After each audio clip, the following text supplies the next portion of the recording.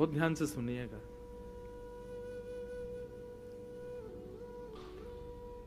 श्री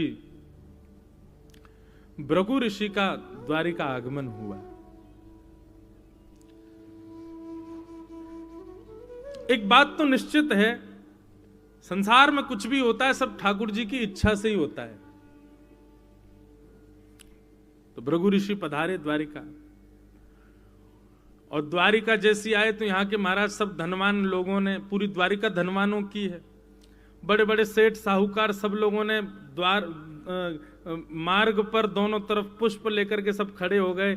महाराज इतने बड़े संत पधार रहे हैं, उनके स्वागत में सब लोग पुष्प वर्षा करने लगे। जैसे ही पधारे, आकर के उन्होंने कहा कि हम चातुर्मास करना चाहते हैं, कौन करेगा हमारी व्यवस्था। अब सब लोग उनको देख करके सब मन में विचार करने लग जाएं कि भाई इनको 4 महीना कौन सहन करे, कहीं क्रोध है जाए तो फिर 2 मिनट में ये नाराज हो जाते हैं। सब लोग सेठ साहूकार आगे आकर के हाथ जोड़ें, और फिर जैसी वो कहें हम चातुर्मास करना चाहते हैं द्वारिका क्षेत्र में रह करके, कौन करेगा व्यवस्था, सब पीछे हो जाएं, कोई नहीं करे। बलराम जी आए, बलराम जी ने प्रणाम किया तो उनसे कहा हाँ भाई बलभद्र जी आप करेंगे व्यवस्था, मुंह पे बहुत काम है महाराज। हाँ आगे और भी बड़े बड़े सेठ हैं, मैं कहीं चूक कर गया तो।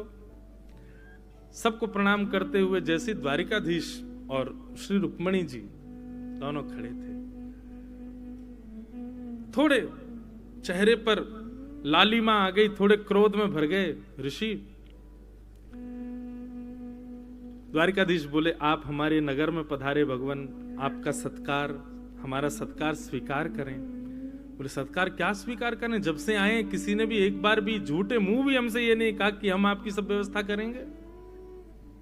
अरे कोई संत ऋषि कृपा करते हैं नगर के ऊपर तब वहां चातुर्मास करते हैं, हम आपकी द्वारिका में आए। आपकी द्वारिका कैसी है, बस नाम के सब लोग दिखावे के धनवान है, यहां पर कोई हमारी सेवा नहीं करना चाहता।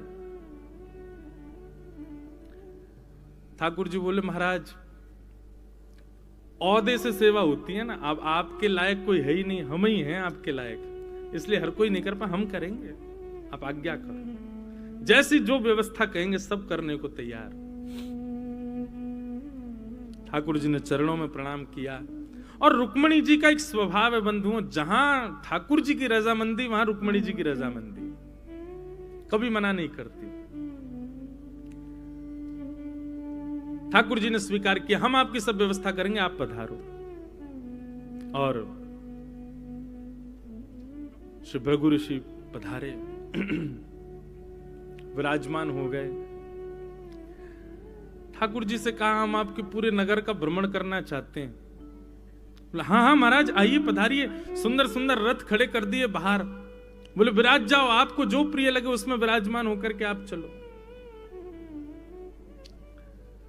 बोले अब आप हमारे यजमान हो, आप हमारे सर्व व्यवस्थाओं के नियोजन करता हो, और हम रथ में साधारण घोड़े वाले रथ में बैठ करके जाएं, इसमें हमारी रुचि नहीं है।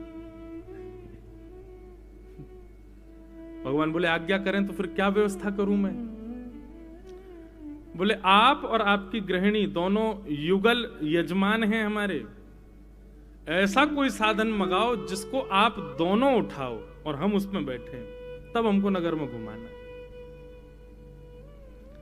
सब लोग देख करके चौंक गए, बोले ये कैसी इनकी इच्छा।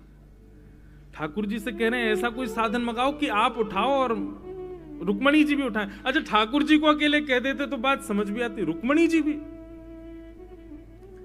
बलराम जी महाराज तो बोले कहां है मेरे हलमुसल में, बताइयो मैं अभी बताऊं या बाबा है लाला ते कह दी बात ठीक समझ में आवे, मोते कह दे तो हमारी बहुरानी। ठाकुर जी ने सबको नेत्र दिखा, बोले नहीं सब शांत हो जाओ, जो आज्ञा करेंगे सब करना है। अच्छा एक और बात, आज्ञा के पालन में यदि जरा भी कोई विलंब करे तो उनको क्रोध आ जाता, वो तो सीधे कमंडल हाथ में लेके जली लेने को, श्राप देने को हो जाते। ठाकुर जी ने एक ऐसा रथ मंगाया जिसमें जहां घोड़े लगाए जाते हैं वहां घोड़े की जगह कोई मानव खड़ा होकर के और फिर उसको खींचे, और उस रथ में ऋषि को विराजमान करके श्री रुक्मणी जी और ठाकुर जी दोनों रथ को खींच रहे हैं और पूरी द्वारिका का भ्रमण करा रहे हैं। ऋषि के मन में बार बार भाव आ रहा है कि मैं ठीक नहीं कर रहा हूं, लेकिन ये सब करवा ठाकुर जी रहे हैं उनसे। नेत्रों में आंसू आते हैं तो पहुंच लेते हैं, पहुंच करके फिर अपने आप को संभाल लेते हैं। द्वारिका के सब लोग जहां जहां से रथ निकले तहां तहां के लोगों के नेत्र सजल हो जाएं। हमारे द्वारिकाधीश कैसे सेवा कर रहे हैं। सब जगह रथ को घुमा करके लाए और ठाकुर जी को देख करके तो फिर भी लोग एक बार को संभल जाएं, पर रुक्मणी जी को देख करके तो कोई नहीं संभल पाया। भ्रमण करते हुए वापस लौट करके आए, आकर के कहा, आहा आनंद आ गया, आपकी द्वारिका नगरी पूरी देख करके बहुत सुख मिला, चलो अब हमको प्रसादी पवाओ। और प्रसादी भी रुक्मणी जी के हाथ की बनी होनी चाहिए। रुक्मणी जी ने सुंदर प्रसादी बनाई, प्रसादी बना करके महाराज पधरा दी। ऋषि पाने लगे। पाने के पश्चात ठाकुर जी सन्मुख बैठे थे, परोसवाई कर रहे थे। बोले भगवान कोई आज्ञा हो तो आप कृपा करें। ऋषि ने आज्ञा की। बोले जितना उच्छिष्ट इसमें बचा है ना, आप इस सब का अपने ऊपर लेप लगा लीजिए। अपने सिक से लेकर के चरण कमल तक सब में इसका लेप लगा लो। अरे भाई, कोई ऋषि घर आता है, संत घर आते हैं, उनका शीत प्रसादी पाई जाती है, थोड़ा बहुत वो अगर अपने पात्र में छोड़ दें तो सब लोग प्रसाद के रूप में स्वीकार करते हैं, पर ऐसा तो कोई नहीं करता कि लो इस सबके सबसे स्नान कर लो। लेकिन उन्होंने आज्ञा कर दी, बोले कि आप इस सबसे स्नान कर लीजिए, अपने पूरे अंग पर इसका लेप लगा लीजिए। द्वारिकाधीश ने एक क्षण भी विचार नहीं किया। रुक्मणी जी खड़ी, सत्यभामा खड़ी, जामवती खड़ी, बलराम जी तो बहुत देर से हलमुसल ही ढूंढ रहे हैं अपने। ठाकुर जी ने दुबकवा के धरवा दिए, बोले इनको धर दो भीतर, कहीं से ले आएंगे नहीं तो ये। ठाकुर जी ने तुरंत वो पात्र जो सुंदर थे सामने, उनमें से जो जो सामग्री थी लेकर के अपने अंग प्रत्यंगों पर उसको लगाना प्रारंभ कर दिया, विचार नहीं किया। संपूर्ण अंग पर उच्छिष्ट शीत प्रसादी के रूप में जो जो सामग्री थी सबको ठाकुर जी ने अपने तन पर लेप कर लिया, बिल्कुल विचार नहीं किया। भृगु ऋषि मनी मन कह रहे हैं, बोले भगवान ये सब क्या करवा रहे हो आप मुझसे। ठाकुर जी बोले बस चुपचाप करते जाओ जो हम करवा रहे हैं, बिल्कुल चिंता मत करो। रुक्मणी जी इतने में कोई सामग्री लेकर के आई। सामग्री लेकर के आई तो देखा भाई ठाकुर जी क्या कर रहे हैं, सारी सामग्री ले लेकर के और अपने अंग पर, मुख पर, हाथों पर ऐसे इस प्रकार सब जगह लगा रहे हैं। और कहते हैं कि उससे प्रसन्न होकर के ऋषि ने आशीर्वाद दिया कि आपका संपूर्ण अंग वज्र का हो जाएगा ठाकुर जी। लेकिन ठाकुर जी ने अपने चरण के तलवे में कोई शीत प्रसादी का लेपन नहीं किया। तो ऋषि ने कहा भी कि आपने सर्वांगीण अंग पर लगाया, तलवे क्यों छोड़ दिए। तो ठाकुर जी कहते हैं किसी संत की शीत प्रसादी को मैं अपने चरणों में थोड़ी लूंगा, मेरे चरण थोड़ी उसका स्पर्श करेंगे। मेरे सिर पर धारण हो, मेरे मुख पर धारण हो, अंग प्रत्यंगों पर धारण हो, पर आपकी शीत प्रसादी उसको मैं अपने चरण के तलवे तले थोड़ी कुछ लूंगा।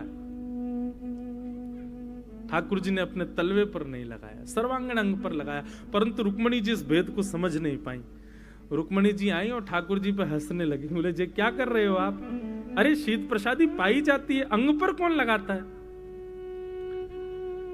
भृगु ऋषि के इतने में भृगुटी टेढ़ी हो गई, ऊपर उठा लेंगे। बोले अच्छा, हमारी बताई हुई आज्ञा पर रुक्मणी जी हंस रही हैं, अभी श्राप देता हूं।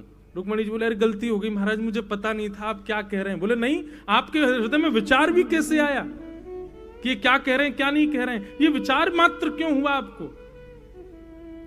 आज्ञा गुरुणाम अविचारणीयाम, गुरु की आज्ञा पर विचार नहीं करते हैं, विचार किया इसीलिए आप हंस रही हो।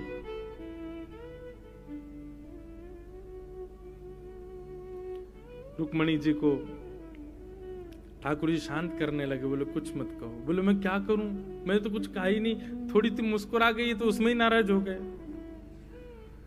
बोले क्षमा मांग लो और दंड के लिए पूछो कि आप दंड दे दीजिए। रुक्मणी जी ने तुरंत चरणों में प्रणाम किया, बोले कि आप जो दंड देंगे मुझे स्वीकार है, मुझसे अपराध हो गया। बोले तुम्हारा यही दंड है, जाओ द्वारिकाधीश से 12 वर्ष के लिए दूर हो जाओ, वियोग हो जाएगा। रुक्मणी जी तो मूर्छा जैसी आ गई।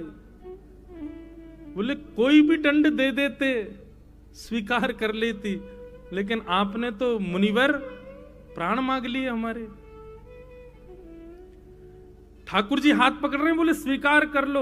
अब रुक्मणी जी ने स्वीकार नहीं, बोल दिया कि आप कोई भी दंड दे स्वीकार है, पर प्राण मत मांगे। अब इतनी भी वाद विवाद क्यों कर रही हो, देख नहीं रही हो भृगु ऋषि हैं। भृगु ऋषि बोले अच्छा, अब फिर संशय, पहले तो दंड मांगा और दंड दिया तो वो भी अस्वीकार। अब एक ही उपाय है आपके पास, या तो राजी राजी 12 वर्ष के लिए आप स्वीकार करो, नहीं तो हम क्रोधित होकर के अगर द्वारिका से गए तो आप हमेशा के लिए द्वारिकाधीश से विमुक्त हो जाओ। रुक्मणी जी बोली या तो 12 वर्ष का वियोग सहूं या जीवन भर का वियोग सहूं, मेरे लिए तो एक क्षण भी बहुत बड़ा है। गोपियां गोपी गीत में एक बात कहती है ना ठाकुर जी के लिए, त्रुटि युगायते त्वाम पश्यता। एक बार जो ठाकुर जी को एक बार अपने नेत्रों से देख लेता है, उसकी स्थिति कैसी हो जाती है। फिर एक क्षण के लिए भी ठाकुर जी अगर दिखेंगे नहीं ना, तो ऐसा समय व्यतीत होगा जैसे 3 युग बीत गए हो। एक बार ठाकुर जी किसी के नेत्रों को दिख गए तो उसके बाद वो दर्शन के बिना रह नहीं पाएगा, और दर्शन के बिना यदि एक क्षण भी व्यतीत होगा तो 3 युग के समान हो, ऐसा लगेगा कितना समय व्यतीत हो गया। पराम्बा जगदम्बा श्री रुक्मणी जी साधारण नहीं है बंधु, सदा श्री कृष्ण के संग रहती हैं, तो कहीं ना कहीं कृष्ण भक्ति उनके हृदय में भी है।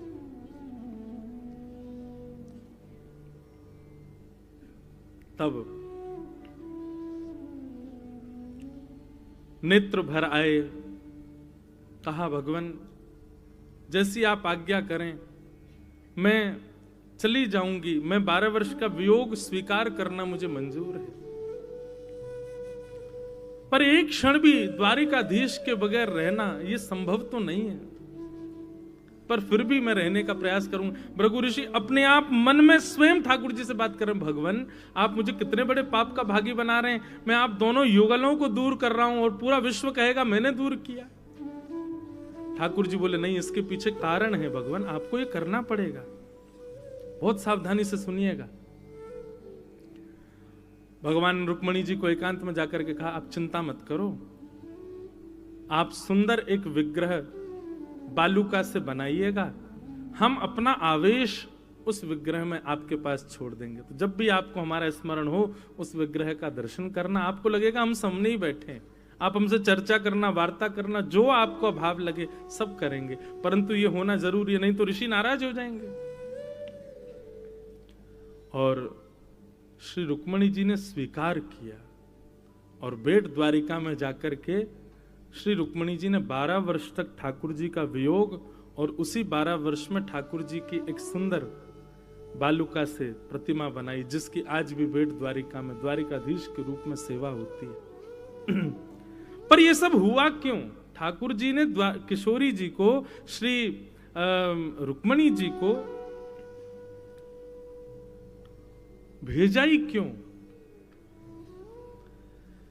क्योंकि लक्ष्मी जब तक द्वारिका में रहेगी तब तक परम पद और अपनी लीला संवरण का कार्यक्रम हम कर नहीं पाएंगे। लीला संवरण के लिए, यदुवंशियों की मति भ्रमित करने के लिए, और ये सब जो वाद विवाद पूरी द्वारिका में हुए, इसको करने के लिए तो लक्ष्मी विहीन द्वारिका को होना पड़ेगा। और इसलिए श्री रुक्मणी जी बेट द्वारिका में विराजमान हुई। भृगु ऋषि रोने लगे, बोले भगवान आपने क्या करा दिया मुझसे? बोले कि यही कारण बनेगा हमारी लीला के संवरण का, रुक्मणी जी यहां रहेंगी तो यह संभव नहीं हो पाएगा। और दोनों लीलाओं में वहां हमारे रघुनाथ जी ने भी श्री लक्ष्मी जी को भेजा है, तभी लीला संवरण का कार्य संभव हो पाया। और यहां पर भी श्री लक्ष्मी जी को, रुक्मणी जी को दूर भेजा द्वारिका से। लक्ष्मी विहीन होते ही, आचार्य विहीन हो जाएगा व्यक्ति तो स्वच्छंद बुद्धि हो जाएगी, और स्वच्छंद बुद्धि होते ही नकारात्मकताएं प्रवेश करेंगी। नकारात्मकताएं प्रवेश करते ही निश्चित नकारात्मकताएं प्रवेश करते ही, कहा है रो भैया, सब लोग इधर देखो, गुरु विहीन मत हो आप लोग। लक्ष्मी विहीन होते, आचार्य विहीन होते ही नकारात्मकताएं बुद्धि में प्रवेश करेंगी, और बुद्धि में नकारात्मक प्रवेश करते ही ये मूल्य को नहीं समझेंगे, भाव को नहीं समझेंगे, गुरु प्रदत्त भावों को नहीं समझेंगे, युद्ध करेंगे, गलत मार्ग का उपयोग करेंगे, संत ऋषियों का अपमान करेंगे और सर्वनाश होगा उससे। इसलिए लक्ष्मी विहीन हुई द्वारिका, इसलिए रुक्मणी जी को भेजा गया बेट द्वारिका। तब रुक्मणी जी गईं और जाकर के बेट द्वारिका में ठाकुर जी के साथ में वियोग सहने लगे। रुक्मणी जी को भगवान ने एक बात कहकर के बेट द्वारिका भेजा, बोले रुक्मणी जी आपको 12 वर्ष इतने भारी लग रहे हैं, और वहां ब्रजवासी जिनका मैं प्राण हूं 100 वर्ष हो गए मुझसे मिले हुए, आज तक मेरे प्रेम भक्ति के बल पर जीवित है। प्रेम इसे नहीं कहते कि आप प्रेमी से विमुक्त होकर के अपने प्राण त्याग दो या फिर किसी भी प्रकार का कोई अनीत कृत्य करो। प्रेम इसे कहते हैं कि हमारा प्रेमी सदा चित्त में विराजमान रहे, हमारी मन बुद्धि चित्त भाव स्थिति सदा उसमें लगी रहे, इसको प्रेम कहते हैं। भले ही उसका प्रत्यक्ष हमारे सामने दर्शन ना हो रहा हो, लेकिन हमारी चित्त वृत्ति और प्रत्येक अंग उसका स्मरण करे, इसे प्रेम कहते हैं। आपको यदि ये 12 वर्ष व्यतीत करने हैं तो उसके लिए आप श्री जी का स्मरण करो, किशोरी जी का स्मरण करो, ब्रजवासियों का स्मरण करो, और नित्य वहां पर किसी वक्ता के द्वारा हमारी ब्रज की लीला सुनती रहना, आपको बल मिलेगा, और मेरी सेवा करना। तब रुक्मणी जी बेट द्वारिका में जाकर के विराजमान हुए, और जैसे ही लक्ष्मी का यहां से प्रवास हुआ, यदुवंशियों की बुद्धि भ्रमित हो गई। भगवान रोज उपदेश देते थे तो अब तक समझ आता था, लेकिन रुक्मणी जी के जाने के बाद अब ठाकुर जी के उपदेश भी समझ में नहीं आते। भगवान कहते हैं संतों का अपमान कभी मत करना, नहीं तो भगवान होके भी नहीं बचाऊंगा मैं। और उन्हीं यदुवंशियों ने संतों के अपमान के लिए शाम्ब को साड़ी पहना करके संतों का अपमान किया, और संतों ने श्राप दे दिया, जाओ पूरे यदुवंश का सर्वनाश करने वाला लोहपिंड जन्म लेगा। और फिर कथाएं तो बहुत सारी हैं। एक कथा और आती है कि द्वारिका में किसी को श्राप लगा ही नहीं था, भगवान जबरदस्ती सबको सोमनाथ ले गए ताकि श्राप लगे। क्यों? बड़ी बड़ी रहस्यमयी कथाएं। द्वारिका विश्वकर्मा ने बनाई है, और श्राप लगना, सूतक लगना, पातक लगना, ये सब वहां संभव होते हैं जो ब्रह्मा की पृथ्वी है। तो द्वारिका में किसी को श्राप लगा ही नहीं था। लेकिन जब यदुवंशी सब भगवान के पास गए तो भगवान से जाके कहने लगे, भगवान हमको श्राप लग गया, आप कोई उपाय बताओ, अब क्या करें क्या करें। अरे हमको तो श्राप लग गया, आप पूरे विश्व के पाप निवारित करते हैं, सबके श्राप नष्ट करते हैं, यदुवंशियों के श्राप भी दूर करो। भगवान बोले यही नहीं करना है हमको। क्यों? बल के ऊपर यदि कोई नेतृत्व करता ना हो तो बल का व्यक्ति दुरुपयोग करता है। ठाकुर जी कहते हैं मुझे लीला पूरी करनी है और मैं लीला पूरी करके जाऊंगा, मतलब मैं नेतृत्व करता इनके ऊपर नहीं रहूंगा, तो ये मेरे द्वारा प्राप्त किए धन बल, सम्मान बल, सबका ये दुरुपयोग करेंगे, इसलिए इनका विनाश करवाना जरूरी है। ठाकुर जी बोले एक उपाय है। बोले क्या? बोले हमारे सौराष्ट्र में सोमेश्वर महादेव हैं, सोमनाथ। हमने सुना है कि चंद्रमा को जब अपने रूप से विहीन होने का श्राप लगा, तब सोमेश्वर महादेव की उपासना करके चंद्रमा को सोमेश्वर महादेव ने कहा 15 दिन तुम श्राप में रहोगे, रूप विहीन होगे, फिर 15 दिन हमारा आशीर्वाद लगेगा, तुम फिर से रूप में आ जाओगे। तो हो सकता है हमारे यदुकुल को लगे श्राप को वरदान में परिवर्तित सोमेश्वर महादेव कर दें। तो सब लोग चलो नाव में बैठ बैठ कर सोमनाथ जी जाएंगे, ब्राह्मणों को दान करेंगे, वहां अभिषेक करेंगे। ये जब बात भगवान ने कही तो यदुवंशी नाचने लगे। और यदुवंशियों का नृत्य देख करके सब नाच रहे थे, लेकिन कोने में उद्धव बैठा भगवान को देख रहा था। भगवान बोले क्या बात है? उद्धव पास आके बोले मैं ये विचार कर रहा हूं कि आप कितने चतुर हो ठाकुर जी, आप बहुत चतुर हो। भगवान बोले क्यों?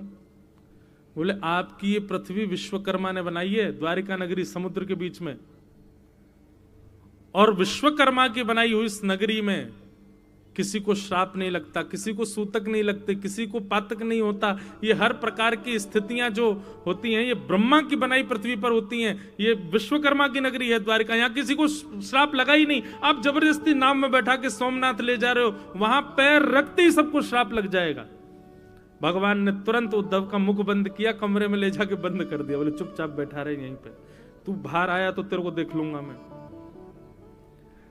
उद्धव ने पूछा नाथ आप कर क्यों रहे? बोले ये जरूरी है, इसी के लिए रुक्मणी जी गई हैं और इसी के लिए मैं सबको लेके जाऊं। और भगवान सबको नाव में बैठा करके सबको लगने लगा कि हम तो श्राप विहीन हो जाएंगे। नहीं, जैसे ही सोमनाथ की पृथ्वी पर पहुंचे, ब्रह्मा की द्वारा बनाई हुई पृथ्वी पर जाति जैसे ही यदुवंशियों ने पैर रखे, सबको श्राप लग गया।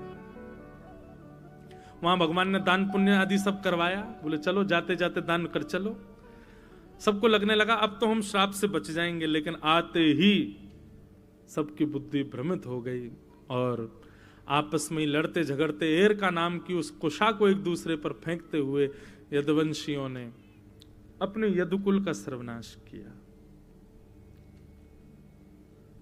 बलराम जी भी प्रस्थान कर गए, ठाकुर जी भी भागवत धर्म का निरूपण करते हुए भगवत धाम तिरोधाय प्रविष्टोयम श्रीमद भागवतारणवम, भगवान भी एक ज्योति रूप धारण करके जैसे ही प्रस्थान किए, ये खबर मिली श्री रुक्मणी जी को, और संपूर्ण यदुवंश के विनाश की खबर जब रुक्मणी जी को प्राप्त हुई, बाकी सब तो सुनकर के रुदन की स्थिति में आए, बाकी सब तो सुनकर के मूर्छा की स्थिति में आए, पर रुक्मणी जी उस समय द्वारिकाधीश की सेवा कर रही थी, श्रृंगार आरती कर रही थी। जैसे ये प्रसंग जाकर के सुनाया कि द्वारिकाधीश अपनी संपूर्ण लीला पूरी करके अपने धाम को प्रस्थान कर गए, रुक्मणी जी ने आरती जी को व्यवस्थित किया, द्वारिकाधीश को देख करके प्रसन्न मुद्रा में आई और प्रसन्न मुद्रा में द्वारिकाधीश का दर्शन करने लगी। चतुर्भुज रूप द्वारिकाधीश बेट द्वारिका के उस स्वरूप में से प्रत्यक्ष प्रकट हो गए और रुक्मणी जी को अपने हृदय से लगा करके उसी मूर्ति में अवस्थित हो गए। इस प्रकार श्री रुक्मणी जी महाराज, रुक्मणी जी का प्रस्थान। प्रसंग तो और बड़ा है, प्रसंग तो और भाव है उसमें, पर अभी दूसरा ही दिन है कथा को, हम क्यों प्रस्थान की कथा सुने। पर ठाकुर जी के लीला संवरण को सबने सुना, पर रुक्मणी जी के लीला संवरण, वे अनन्य भक्ता हैं ठाकुर जी की। हम तो ये कहेंगे भैया जितने भी यहां पर ब्रज के उपासक आए हो, वे उपासक भी कृष्ण भक्ति प्राप्ति के लिए श्री जी के चरणों में प्रणाम करते हो, पर श्री जी के चरणों की प्राप्ति यदि करनी हो तो द्वारिका में श्री रुक्मणी जी को प्रणाम करना। श्री रुक्मणी जी श्री जी की भक्ति प्रदान करेंगे निश्चित ही। वे आचार्य हैं, भक्ति में कोई हमसे त्रुटि ना हो उसका पूर्ण ध्यान आचार्य रखते हैं। आचार्य स्वरूप में श्री लक्ष्मी जी रुक्मणी रूप में विराजमान है। ऐसी रुक्मणी जी अपने पत्र का प्रारंभ एक भक्त हूं मैं इस भाव से करती हैं, और भक्त की प्रथम पहचान श्रवण भक्ति, प्रथम भक्ति। इसलिए रुक्मणी जी कहती हैं कि श्रुत्वा गुणान भुवन सुंदर्शनवतां ते निर्विश्य कर्ण विवरे हरतोंगतापम् रूपं दृशां दृशिमदामखिलार्थलाभं त्वय्यच्युता विशति चित्रमपत्रपं मे। अपनी प्रथम भक्ति में श्री रुक्मणी जी श्रवण भक्ति की आचार्य हैं, वे भक्त हैं, वे एक राजकन्या में राजपुत्री हैं, लक्ष्मी के स्वरूप में हैं, इन सब भावों को प्रथम व्यक्त नहीं किया श्री रुक्मणी जी ने। वे भक्त हैं और भक्त का प्रथम श्रृंगार श्रवण भक्ति है, इसलिए श्रवण भक्ति से अपनी स्तुति को आच्छादित किया श्री रुक्मणी जी ने। और ठाकुर जी ने एक श्लोक सुनते ही रुक्मणी जी को स्वीकार किया। तो नवदा भक्ति में प्रथम भक्ति श्रवणम, श्रवण भक्ति, ठाकुर जी की कथा के प्रति श्रवण, ठाकुर जी की लीलाओं का श्रवण। और श्रवण के द्वारा क्या करना चाहिए बंधुओं? मानस में श्रवण के बताए हुए भाव अवस्थित हों। जो लीला सुनाई जाए, जो भाव बताए जाए, वो मानस में तुरंत प्रकट हों, ऐसा भाव। केवल श्रवण तक सीमित ना रहें। जैसे औषधि सेवन करने पर बीमारी दूर हो जाती है, क्यों? औषधि जाकर के शरीर को लग रही है। ठीक वैसे ही श्रवण भक्ति आपके जीवनचर्या में दृष्टिगोचर होनी चाहिए। श्रवण भक्ति आपकी दिखनी चाहिए कि हां, ये श्रवण भक्ति करी है, ऐसा आपके व्यवहार में, आचार में, स्वभाव में दिखना चाहिए। तब आपका कथा सुनना सार्थक है। और एक बात और बताएं बंधुओं, किसी किसी की श्रवण में ज्यादा रुचि नहीं बन पाती, लेकिन फिर भी वे चाहते हैं कि रुचि बने। तो प्रयास करो कि जितनी देर श्रवण करते हो, जितना समझ में आता है, उतना आप अपने जीवन में लाना प्रारंभ करो, तो राम कृपा होगी और श्रवण भक्ति अन्य रूप से प्राप्त होगी, अधिक रूप से प्राप्त होगी। तो प्रथम भगति श्रवण भक्ति। और श्रवण भक्ति के आचार्य श्री नाभा गोस्वामी जी भक्तमाल में बताते हैं, कौन है? कि श्रवण रसिक कहीं सुने ना परीक्षित से, कैसे? पानहु करत लागी कोटि गुण प्यास है। श्री नाभाजी महाराज भक्तमाल जी में वर्णन करते हैं श्रवण भक्ति का आचार्य कौन? भागवत के श्रोता श्री परीक्षित जी महाराज। परीक्षित जी की श्रवण भक्ति कैसी है? पान हूं करत लागी कोटि गुण प्यास है। एक तो होता है कि आप पानी पियो और प्यास बुझे, कभी ऐसा सुना पानी पियो और प्यास बढ़े। परीक्षित जी की भक्ति ऐसी है, वो जितनी कथा सुनते हैं उतनी कथा सुनने की इच्छा और ज्यादा प्रकट हो जाती है उनके चित्त में। अभी और सुनना है, अभी और सुनाइए भगवान, और श्रवण कराओ, ऐसी भाव। और इस बात का प्रमाण मिलता है जब चतुर्थ दिवस की कथा आती है, कृष्ण जन्मोत्सव प्रारंभ होता है, उससे पहले एक श्लोक में संपूर्ण कृष्ण कथा 2 श्लोकों में सुना करके जब सुखदेव जी मौन हो गए, तब परीक्षित से कहते हैं, परीक्षित अब कथा पूर्ण हो गई। यही कृष्ण लीला है। गोकुल में, मथुरा में जन्म लिया, गोकुल में ये लीला, वृंदावन में ये लीला, सब लीलाएं समेट करके सुना दी। तब परीक्षित जी क्या कहते हैं, भगवान आपने इतने सारे राजाओं की कथा मुझे विस्तार से सुनाई, मैंने सब सुनी, पर जिनकी कथा सुनने के लिए मैं अपनी भूख को जीत करके बैठा हूं, जलपान को जीत करके बैठा हूं, अपने आसन को जीत के 24 घंटे अनवरत 4 दिन बैठा हूं, उनकी कथा आप 2 श्लोकों में सुनाइए मत भगवान, उनकी कथा तो विस्तार से सुनाओ। कथितो वंश विस्तारो भवता सोम सूर्ययो राज्ञाम चोभय वंशानाम चरितम परमाद्भुतम। परीक्षित जी कहते हैं, भगवान मुझे विस्तार से सुनाओ। तब सुखदेव जी कहते हैं, बोले परीक्षित थोड़ी देर उठ के बाहर घूम लो, जलपान कर लो, कुछ पा लो। जल भी नहीं पिया तुमने 4 दिन से, कुछ पान करके पुनः आके बैठ जाओ, थोड़ी देर का एक ब्रेक ले लो, फिर कथा सुनाता हूं।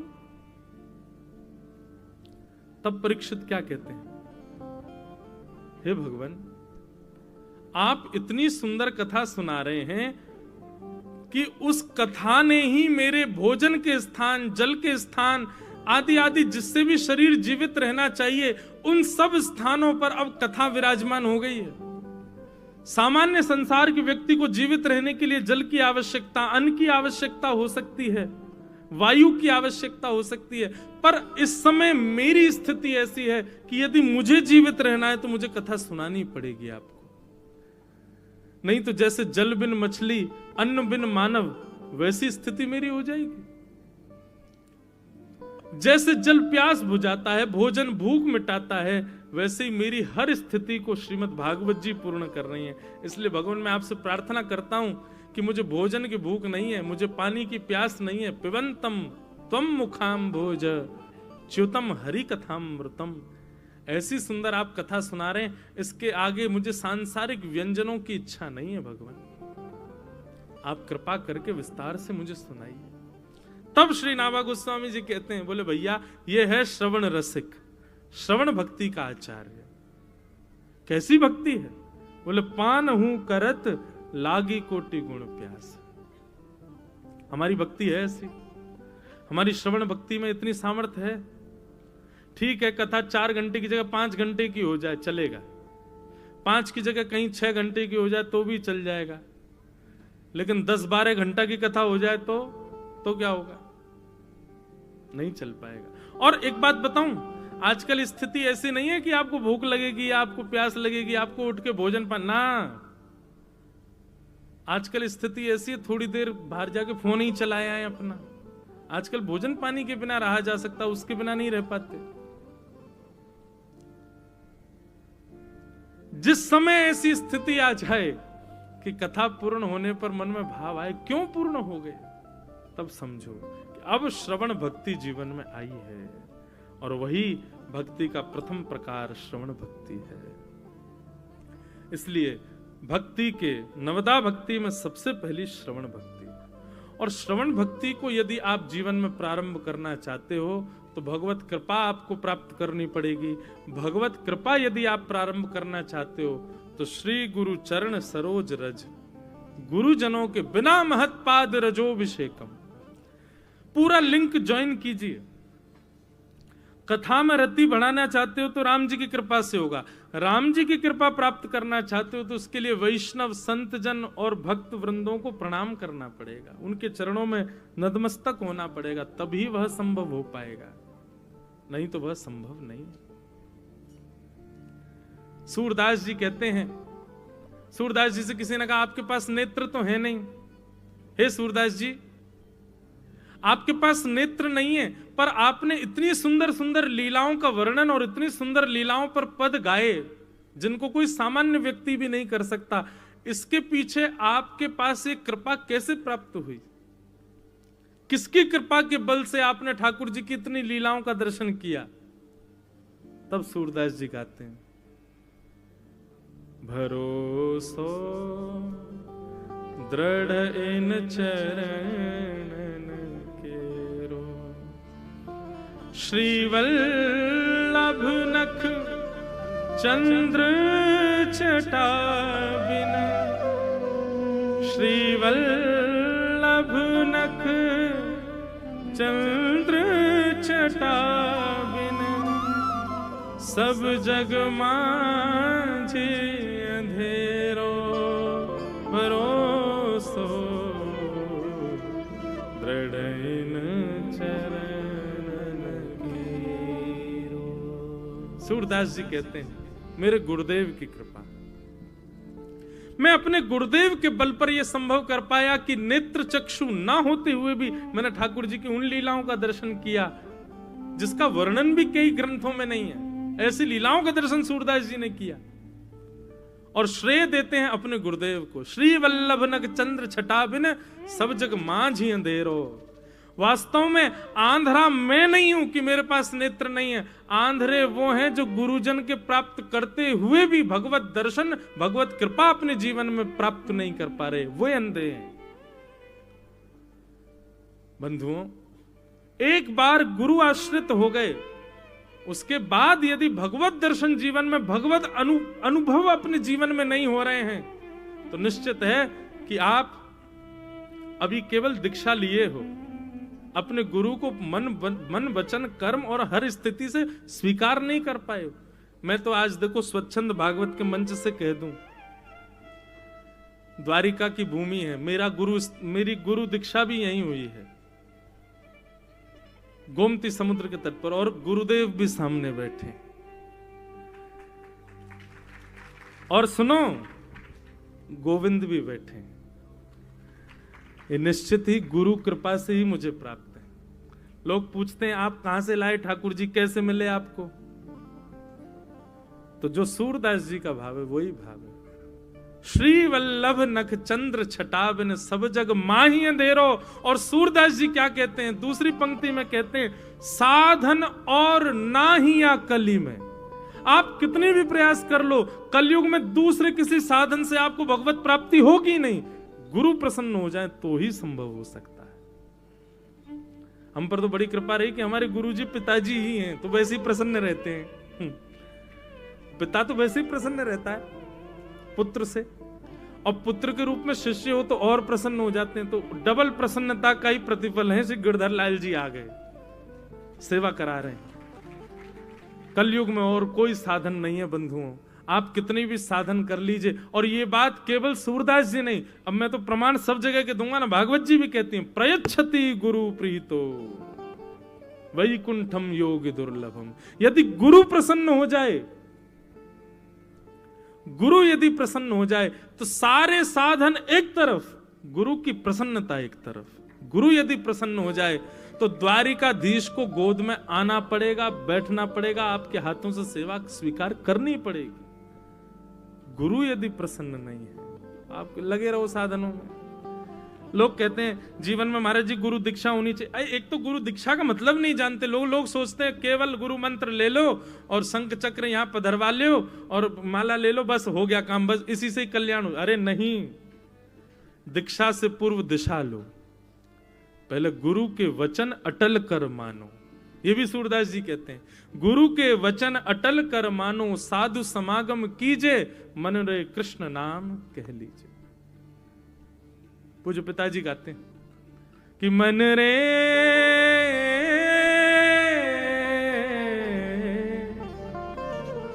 कृष्ण नाम कह लीजे, बांके बिहारी कह लीजे। सूरदास जी के पद हैं, धुन पूज्य पिताजी की, बहुत सुंदर है। गुरु के वचन अटल कर मानो, साधु समागम कीजे। गुरु के वचन अटल कर मानो, साधु समागम कीजे। सूरदास प्रभु शरण ताकिए, शरण ताकिए, बिरथा काहे जीजे। मन रे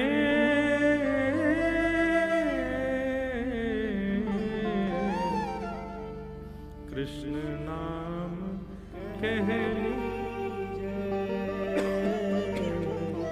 बांके बिहारी कह लीजे।